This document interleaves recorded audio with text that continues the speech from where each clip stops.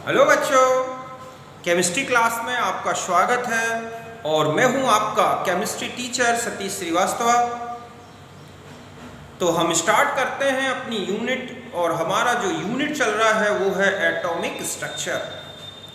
आज मैं इस यूनिट का जो टॉपिक ले रहा हूं और वो है ड्यूअल नेचर ऑफ मैटर, पदार्थ की द्वैत प्रकृति। तो हम देखते हैं कि ये होता क्या है। तो सबसे पहले डी ब्रोगली साइंटिस्ट ने लाइट के ड्यूअल नेचर के समान ही मैटर में भी ड्यूअल नेचर बताया था। समझ गए ना? उसने ये कहा था कि all material particles in motion possess wave characteristics. मतलब है कि सभी जो मैटर है, मैटर के जो पार्टिकल्स हैं, जब वो मोशन स्टेट में होते हैं तब उनमें वेव कैरेक्टर भी आ जाता है।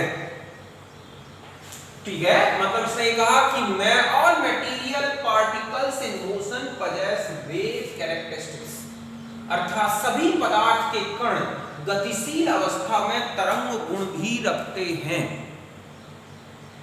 और यदि हम इन दोनों कैरेक्टर्स को देखें, इनके पार्टिकल कैरेक्टर्स को और इनके वेव कैरेक्टर्स को, तो डी ब्रोगली के अनुसार वेव कैरेक्टर्स या wave nature of matter is inversely proportional to its particle nature. मतलब अगर पार्टिकल नेचर ज्यादा है तो उसमें वेव नेचर क्या होगा? कम होगा। और अगर वेव नेचर ज्यादा है तो पार्टिकल नेचर कम होगा। उसने अपने एक डेरिवेशन से, अपने एक इक्वेशन से प्रूव किया कि lambda means wavelength associated with matter is inversely proportional to its momentum. समझ गए ना? मतलब lambda inversely proportional to momentum. और आगे पर momentum equal to m into v, तो लैम्डा अगर और आगे हम इसी को लिख सकते हैं h अपॉन mv, जहां h है प्लांक कांस्टेंट। ये प्रोपोर्शनल जो साइन है इसके स्थान पे आया है, तो h है यहाँ पर क्या? एक प्लांक कांस्टेंट। अब देखो, इसका मतलब है कि अगर m जो है कम है तो लैम्डा जो है ज्यादा आएगा। ये देखा गया कि अगर m जो है amu के ऑर्डर का है, मतलब बहुत ही कम है मास, जैसे इलेक्ट्रॉन, प्रोटॉन, न्यूट्रॉन और भी छोटे जो सब एटॉमिक पार्टिकल्स हैं जिनके मास amu के ऑर्डर में होते हैं, उनका जो वेवलेंथ आता है वो एक सिग्निफिकेंट होता है। मतलब ये है कि वो मेजरेबल होता है, एंगस्ट्रॉम के ऑर्डर में होगा या nm के ऑर्डर में होगा। लेकिन ऐसे मैटर्स जिन्हें मैक्रोस्कोपिक पार्टिकल्स बोल सकते हैं, जिनके मास या तो किलोग्राम में है, ग्राम में है, उनका लैम्डा इतना कम आएगा, निग्लेजिबल, कि वो मेजरेबल नहीं होगा, कोई सिग्निफिकेंट नहीं होगा। तो इस तरह से ड्यूअल नेचर जो है mainly microscopic particles like as electron, proton, neutron, atom, ions, molecules और भी सम एटॉमिक पार्टिकल्स हैं, उनके लिए बिल्कुल सही है, वैलिड है। लेकिन हैवी पार्टिकल्स के लिए ये कोई सिग्निफिकेंट नहीं होता ये रूल। तो इस तरह से हम ये कह सकते हैं कि जितने भी माइक्रोस्कोपिक पार्टिकल्स हैं उनके साथ जो वेवलेंथ एसोसिएटेड होगी वह उनके मोमेंटम के इनवर्सली प्रोपोर्शनल होगी। तो इस तरह से यही है ड्यूअल नेचर। समझ गए ना कि मैटर के साथ पार्टिकल नेचर भी होता है और वेव नेचर भी होता है जब वो अपनी मोशन स्टेट में होगा। और ये जो दोनों प्रॉपर्टीज हैं वो एक दूसरे के इनवर्सली प्रोपोर्शनल हैं, अर्थात वेव नेचर कम तो पार्टिकल नेचर ज्यादा होगा। तो इस तरह से हमने देखा कि मैटर में भी ड्यूअल नेचर होता है। तो आप इसे नोट करें।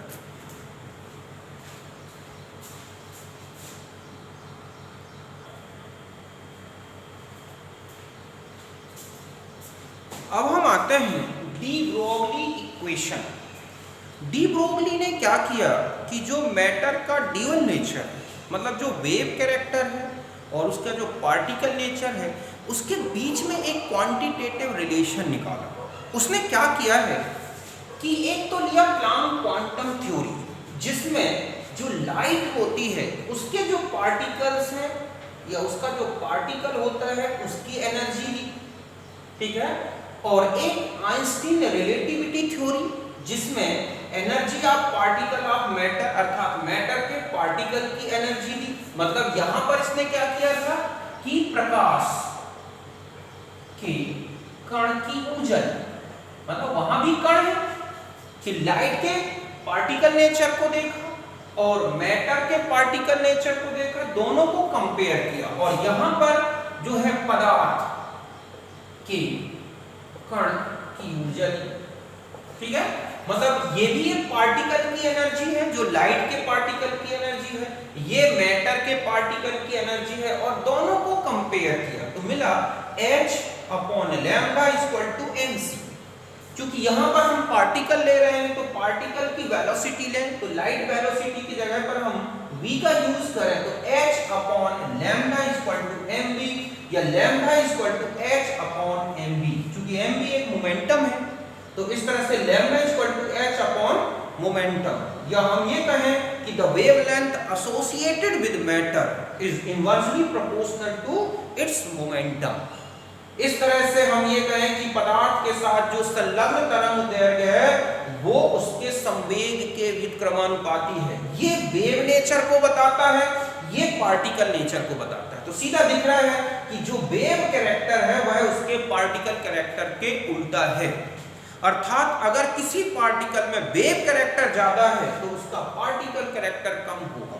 जैसे हम लाइट के फोटॉन्स लें, उनका मास या मोमेंटम इतना कम है कि उनकी ज्यादातर प्रॉपर्टी वेव कैरेक्टर से बताई जाती है। लेकिन अगर हम मैटर लें, समझ गए ना, जिनका मास ज्यादा है तो उनका मोमेंटम ज्यादा आएगा तो वेवलेंथ बहुत कम आएगी, तो उनकी ज्यादातर प्रॉपर्टी किससे लेते हैं हम? पार्टिकल नेचर से। लेकिन कुछ ऐसे पार्टिकल्स हैं जो microscopic, electron, proton, neutron, atom, ions, जिनका मास AMU के ऑर्डर में है, जो बहुत ही कम है, ऐसे में वेवलेंथ जो निकलती है वो काफी मेजरेबल है। तो ऐसे पार्टिकल में दोनों नेचर है, वेव नेचर भी है और पार्टिकल नेचर भी है। समझ गए ना, पूरा यूनिवर्स दो ही पार्ट से बना है, वेव से या फिर पार्टिकल से। तो दोनों के बीच को जोड़ने वाले जो पार्टिकल्स हैं उन्हें बोलते हैं माइक्रोस्कोपिक पार्टिकल्स, उनमें दोनों कैरेक्टर्स मिलते हैं, यही कहलाता है ड्यूअल नेचर। हम इलेक्ट्रॉन के ड्यूअल नेचर को देखते हैं, पूरी अच्छी तरह से समझते हैं। तो ये है डी ब्रोगली इक्वेशन, इससे रिलेटेड कुछ न्यूमेरिकल्स हम आगे करेंगे, तो आप यहां तक लिख लें।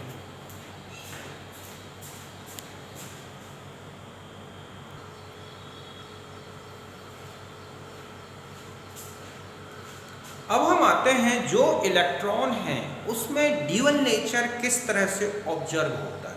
तो हम एक एक करके समझते हैं कि अगर हम पार्टिकल नेचर देखें इलेक्ट्रॉन का, कणिका गुण, तो देखो इलेक्ट्रॉन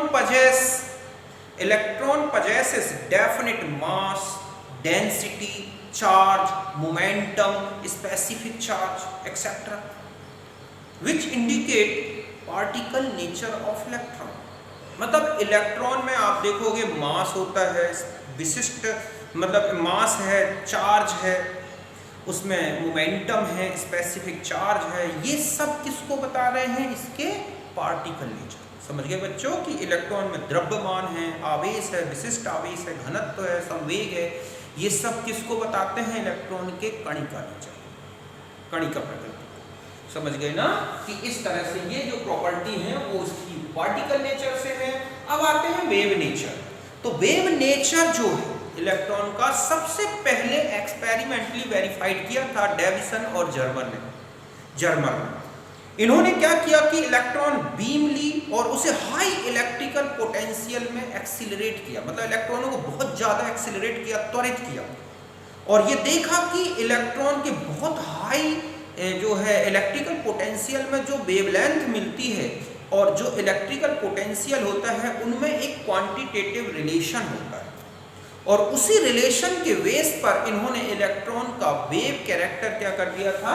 प्रपोज किया था कि this character was experimentally verified by Davisson and Germer by acceleration of electron by, ठीक है, इन हाई इलेक्ट्रिकल पोटेंशियल, ठीक है, and give relation between wavelength of accelerated electron and electrical potential, और ये relation दिया था 12.24 अपॉन लैम्डा v। यहाँ v क्या है? Acceleration potential. v क्या है यहाँ पर? Acceleration potential. उन्होंने देखा कि लगभग पोटेंशियल एंगस्ट्रॉम में आ जाएगी, पोटेंशियल को लगभग 15,000 वोल्ट का रखा जाए तो जो लैम्डा आएगा वो 0.1 एंगस्ट्रॉम का आता है। अब हम जानते हैं कि जो एक्सरे की वेवलेंथ का जो ऑर्डर है वो 0.1 एंगस्ट्रॉम से 150 एंगस्ट्रॉम का है, तो इस तरह से 0.1 की वैल्यू ये इंडिकेट करती है कि at high acceleration potential electron shows wave nature, अर्थात बहुत हाई पोटेंशियल में इलेक्ट्रॉन में वेव नेचर आ जाता है, अर्थात वो एक लाइट के पार्टिकल जैसा हो जाता है।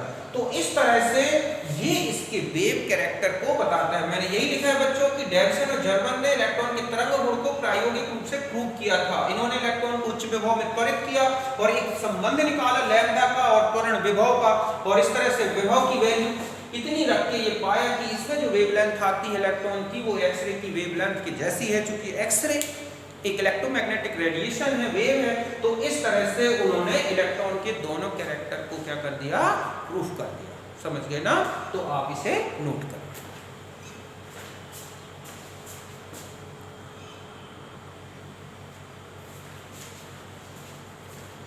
देखो अभी मैंने आपको एक रिलेशन बताया था कि इलेक्ट्रॉन की वेवलेंथ और उसके एक्सीलरेशन पोटेंशियल का, तो मैंने इसको प्रूफ कर दिया। देखो कि अगर हम एक इलेक्ट्रिकल फील्ड लगाएं तो चार्ज पार्टिकल की जो क्या होती है एनर्जी होती है, काइनेटिक एनर्जी, वो डायरेक्टली प्रोपोर्शनल किसकी होगी, पोटेंशियल की। तो इसी को और आगे बढ़ाते चले कि 1/2 mv² पोटेंशियल, ठीक है। तो इस तरह से v आ जाएगा 2ev/m रूट। अब हम या इसी चूंकि ev काइनेटिक एनर्जी भी होता है तो एक रिलेशन ये भी होता है। अब हम v की वैल्यू डी ब्रोगली रिलेशन से लें और इसमें पुटअप करें तो हमें लैम्डा मिलेगा h²√h²/2evm। यहाँ पर अगर आप देखें h e m ये इलेक्ट्रॉन का मास, ये चार्ज, ये प्लांक कांस्टेंट है। अगर इसको पूरा सॉल्व करें तो ये वैल्यू आएगी। इसका मतलब लैम्डा हम इससे कैलकुलेट कर सकते हैं। अगर हमें पोटेंशियल डिफरेंस अगर दे रखे हैं दो अलग अलग, तो हम v2/v1 इससे वेव्स का रेशियो भी निकाल सकते हैं। ये किसके लिए है, फॉर इलेक्ट्रॉन। ये किसके लिए है, फॉर इलेक्ट्रॉन। हम प्रोटॉन्स के लिए भी, प्रोटॉन के लिए भी इसी तरह का रिलेशन निकाल सकते हैं। तो आप समझ गए होंगे कि इस तरह से इस रिलेशन से काफी क्वेश्चन सॉल्व करेंगे, इससे भी सॉल्व करेंगे। तो आप पहले से नोट करें।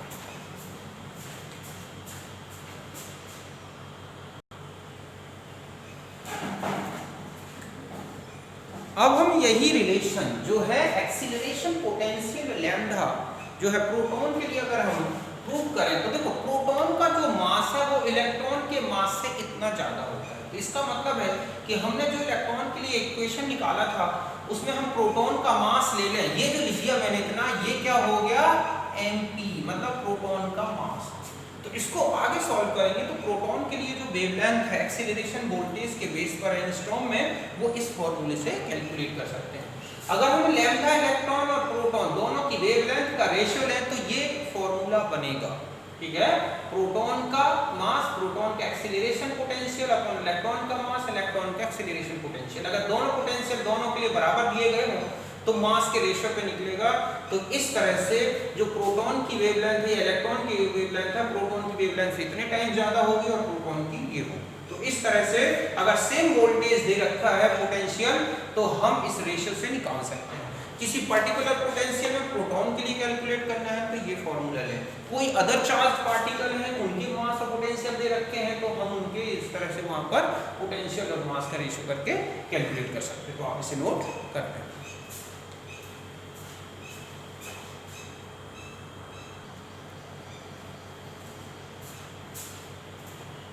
अब हम एक रिलेशन देखते हैं, relation between de Broglie concept and Bohr's theory. तो देखो बोहर्स थ्योरी कहती है mBr=mh/2π। ये तो आप पढ़े बोहर थ्योरी। तो mb ये हो गया इक्वेशन नंबर 1 है, ठीक। अकॉर्डिंग टू डी ब्रोगली अगर इलेक्ट्रॉन के लिए mb कैलकुलेट करें तो ये फॉर्मूला है। अगर हम दोनों को कंपेयर करेंगे तो हम पाएंगे कि 2πr=n लैम्डा। इसका मतलब क्या हुआ कि circumference of Bohr orbit is equals to, ठीक है, integral multiple of wavelength of electron which revolve in orbit.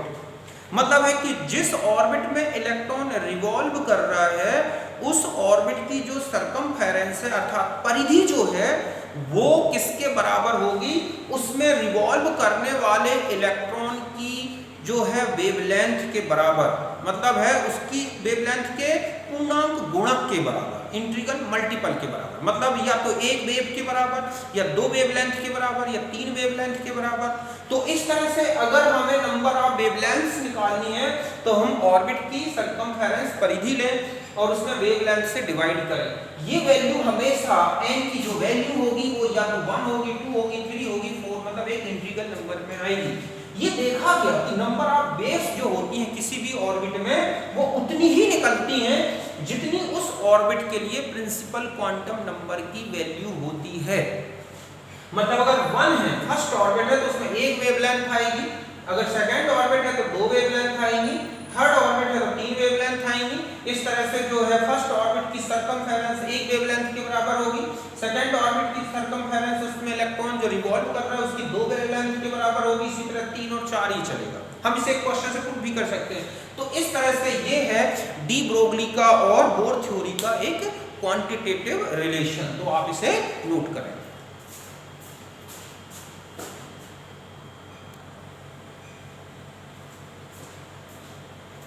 अब जैसे देखो आपको एक क्वेश्चन दे दिया कि how many waves are associated with third orbit. तो थर्ड ऑर्बिट के लिए अगर हम mvr equal to nh upon 2 pi का रिलेशन लगाएं तो हम mv equal to 3nh upon 2 pi r, यहाँ n की वैल्यू कितनी दे रखी है, थर्ड ऑर्बिट के लिए क्वांटम नंबर n थर्ड है ना।